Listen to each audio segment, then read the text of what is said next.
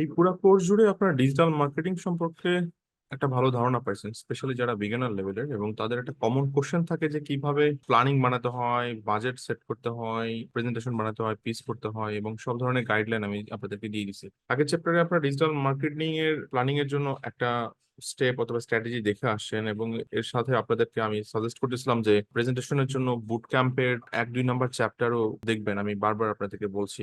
ওকে, but এরপর আমি কিছু স্যাম্পল আপনাদেরকে দিব। তো স্যাম্পল দেওয়ার আগে আমি বেসিক্যালি আরেকবার একটু জিনিসটা ডিসকাস করতে চাই যে ডিজিটাল মার্কেটিং এর যখন কমপ্লিট প্ল্যানিং, স্ট্র্যাটেজি, বাজেট এগুলো রেডি করে কোনো ক্লায়েন্টকে পিচ করতে চান অথবা প্রেজেন্ট করতে চান, তাহলে কোন জিনিসগুলো আসলে ইনক্লুড করতে হয় অথবা হতে পারে, এবং সব ক্লায়েন্টের একই ধরনের সলিউশন প্রয়োজন হবে না, আবার অনেক ধরনের ক্লায়েন্টের সবই প্রয়োজন হতে পারে। তো আমি সবকিছু দেখাইছি, individual digital marketing platform wise দেখাইছি, আবার এখন আপনাকে কনসলিডেটেড একটা ভার্সনও দেখাই দিচ্ছি এট দ্য সেম টাইম।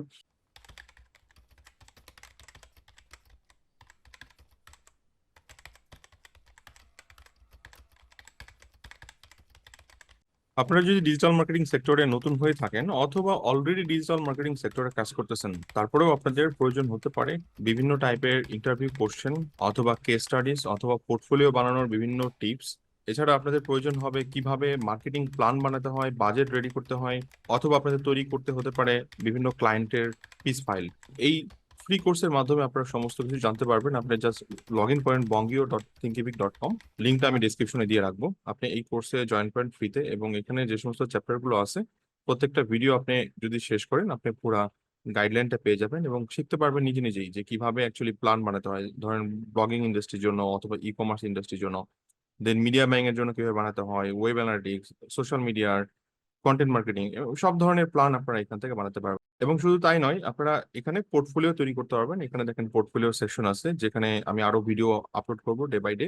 এছাড়া ইন্টারভিউ কোশ্চেন গুলো পাবেন, এবং শুধু তাই নয়, এখানে কেস স্টাডি সলভ করতে পারবেন যেগুলো ইন্টারভিউতে কোশ্চেন করা হয়। সো এখনই দেরি না করে এখনই জয়েন করুন বঙ্গীয়র এই ফ্রি কোর্সে, লিঙ্কটা ডিসক্রিপশনে দেওয়া থাকবে। ধন্যবাদ সবাইকে। আমি আগের চ্যাপ্টারও আপনাদেরকে দেখাই দিছি। ওকে, সো আমরা কি কি নিয়ে ডিসকাস করছি? আমরা নর্মালি এসইও নিয়ে ডিসকাস করছি।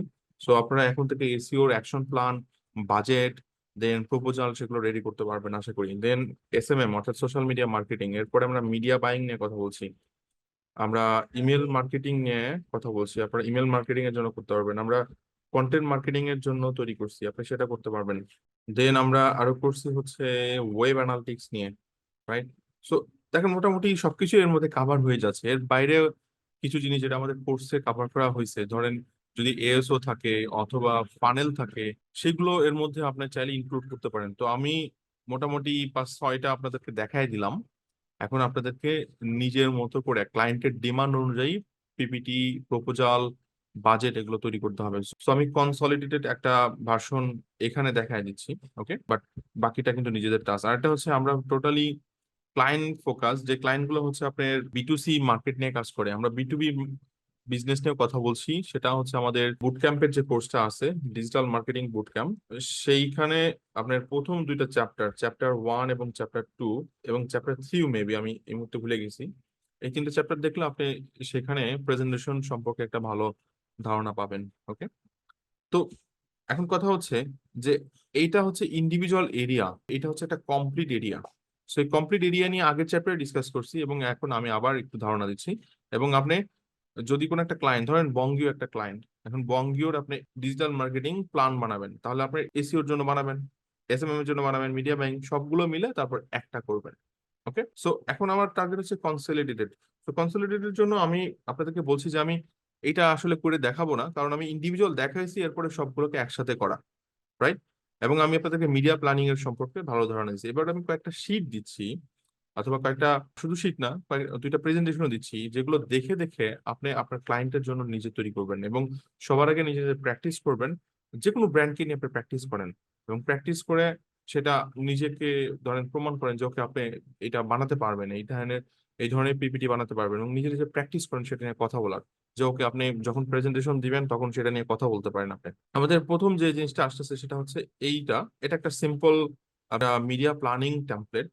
এই মিডিয়া প্ল্যানিং টেমপ্লেট আমরা এর আগেও একটা দিয়ে আসছি, কিন্তু সেটা ছিল হচ্ছে ইন্টারনাল, এটা হচ্ছে এক্সটার্নাল। এক্সটার্নাল কি জিনিস? এক্সটার্নাল হচ্ছে ক্লায়েন্টকে আপনি একটা প্রিন্ট করে দিবেন এবং তার কাছে সিগনেচার নেবেন, এখানে দেখেন সিগনেচার আছে। সো এটা ওয়ান কাইন্ড অফ বাজেট প্ল্যানের জন্য, দেখেন পুরোটা একটা বাজেট প্ল্যান। ওকে, সো আমি আগের চ্যাপ্টারে যে শীটটা দেখাইছি মিডিয়া প্ল্যানের, সেটা ছিল হচ্ছে ইন্টারনাল, যেখানে আপনি বাজেট নিয়ে কথা বলছেন এবং আপনার ক্লায়েন্টের সাথে ডিসকাস করতেছেন। বাট এটা হচ্ছে এক্সটার্নাল, এই অর্থে এটাকে প্রিন্ট করবেন এবং এটা কপি রাখতে হবে, কারণ আপনি যখন কোনো এজেন্সিতে জব করবেন আপনার এই ধরনের শীট প্রয়োজন হবে। যদিও এক একটা এজেন্সি তার নিজের মতো করে তৈরি করে নেয়, আমি আপনাদেরকে একটা ফরম্যাট দিলাম, আপনারা নিজের মতো করে এটা মডিফাই করে নেবেন। ওকে, সো এটা একটা, দেন ওইটার মধ্যে আপনি কি ধরনের টার্গেটিং দিচ্ছেন সেটার ডিটেলিং গুলো বেসিক্যালি এটার মধ্যে আছে। একই সাথে আপনি চাইলে এটা নিজের মতো করে এডিট করে নিতে পারবেন। একইভাবে এখানে ফাইন্যান্সিয়াল ডকুমেন্টস গুলো আছে, ধরেন এই যে ফেসবুক ইনস্টাগ্রামের সিপিএম মডেল, এখানে কত অডিয়েন্স সাইজ, ফ্রিকোয়েন্সি কত দিবেন, আপনার কত নেট রেট করবে, বিলিং ম্যাট্রিক্স কেমন হবে, দেন বাজেট কত পার্সেন্ট বাজেট এখানে যাবে, এবং টোটাল কস্ট কত, টোটাল বাজেট কত কষ্ট হতো, এবং এখান থেকে আপনার এজেন্সি ফি কত, এখান থেকে ভ্যাট কত, এবং ক্লায়েন্টের এটা কস্টিং, এটা হচ্ছে আপনার real costing, but agency fee plus VAT দেওয়ার পরে এটা কস্টিং চলে আসতেছে। ফরকাস্টিং করতেছেন, ক্লায়েন্টকে সেটা দেখাচ্ছেন যে ওকে আমার কত পার্সেন্ট সিটিআর হতে পারে, এখান থেকে কত ক্লিক আসতে পারে। ওকে, সো এগুলো ক্লায়েন্টের প্রয়োজন, কারণ আপনার কাছ থেকে সে মিডিয়া সাপোর্ট নিচ্ছে, আপনি তাকে একটা ফরকাস্ট রিপোর্ট দিতে পারতেছেন না, সো এটা আপনাকে অনেক বেশি হেল্প করবে। এট দ্য সেম টাইম পরেরটাতে যদি যাই, এটা হচ্ছে ক্লায়েন্ট ব্রিফিং। ধরেন কোন একটা ক্লায়েন্টের কাজ পাইছেন, পাওয়ার পরে এরপর ক্লায়েন্টকে এটা দিলেন যে আপনি এগুলো ফিল আপ করে দেন। এটা কি হবে, আপনি ওই ব্র্যান্ড সম্পর্কে অনেক ভালো একটা ধারণা পাবেন। অথবা ক্লায়েন্টের যদি ফিল আপ করার সময় না থাকে, অ্যাটলিস্ট তার সাথে আধা ঘন্টা একটা মিটিং করেন এবং আপনি নিজে এগুলো তার সাথে কথা বলার সময় নোট ডাউন করেন এবং ডিটেলিং লিখে নেন আপনার মতো করে। ওকে, এখানে এক্সাম্পল দেওয়া হয়েছে যে কি টাইপের কোশ্চেন করা উচিত, অথবা ক্লায়েন্টের কি ধরনের কোশ্চেন জানা উচিত, এবং আপনার কি ইনফরমেশন লাগবে আপনি সেগুলো এখানে প্লেস করে দিলেন। ওকে, এরকম একটা ক্লায়েন্ট ব্রিফিং ফর্ম আমরা এর আগেও দেখে আসছি, সেটা লোকাল এসইওর জন্য ছিল, বাট এটা হচ্ছে টোটালি ডিজিটাল মার্কেটিং কে ফোকাস করে বানানো হয়েছে। দেন এইটা অনেকটা অ্যাডভান্স লেভেলের একটা budget plan, marketing budget plan, যেটা অ্যাকচুয়ালি বড় বড় এজেন্সি গুলো মেনটেন করে।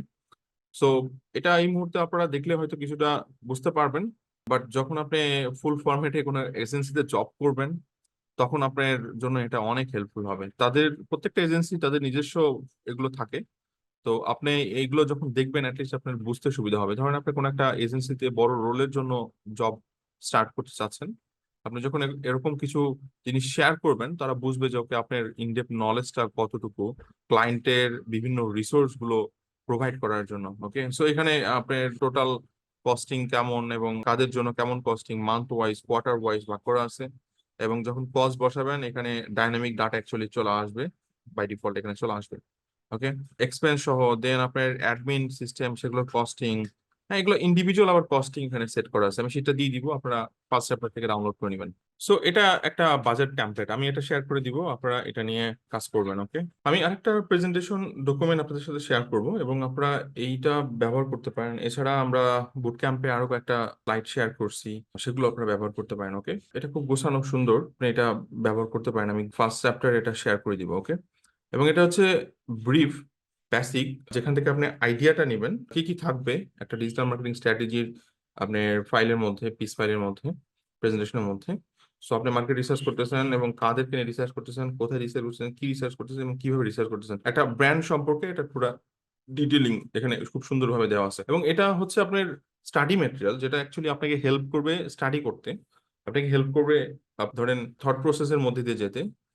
বাট এটার একটা কমপ্লিট প্রেজেন্টেশন আমি অ্যাকচুয়ালি আপনাদের সাথে শেয়ার করে দিব, আপনারা এখানে দেখতে পারেন এই ফাইলটা।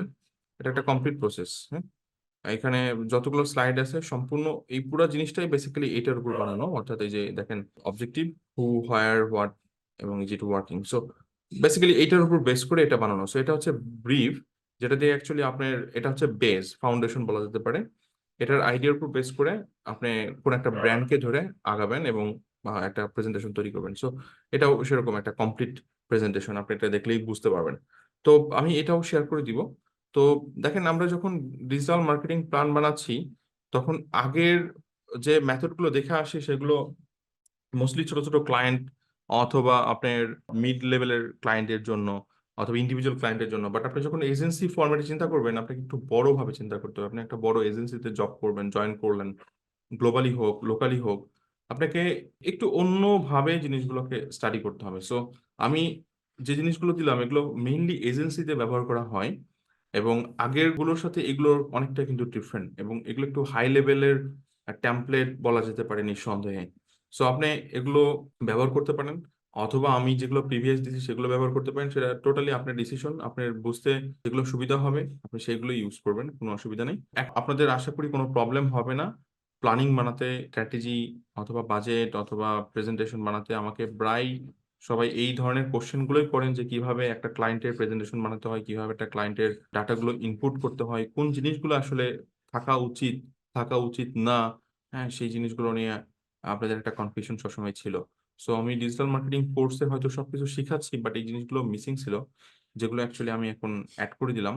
আমার মনে হয় আপনারা এখন একটা ভালো ধারণা পাচ্ছেন এই ফাইলগুলোর মাধ্যমে অথবা এই প্রসেসগুলোর মাধ্যমে যেগুলো আপনাদেরকে দেখালাম। এখন আপনার মতো করে ক্লায়েন্ট ধরার চেষ্টা করেন, আমাদের এজেন্সি বিজনেস কোর্স রয়েছে সেই ভিডিওগুলো দেখার চেষ্টা করেন, এবং আমি যে ফাইলগুলো দিচ্ছি সেগুলো ব্যবহার করার চেষ্টা করেন। এছাড়া এজেন্সি বিজনেস কোর্সের মধ্যে কিন্তু আমি অনেক টাইপের ফাইল শেয়ার করছি, আপনি সেগুলোও ব্যবহার করার চেষ্টা করেন। ওকে, ধন্যবাদ।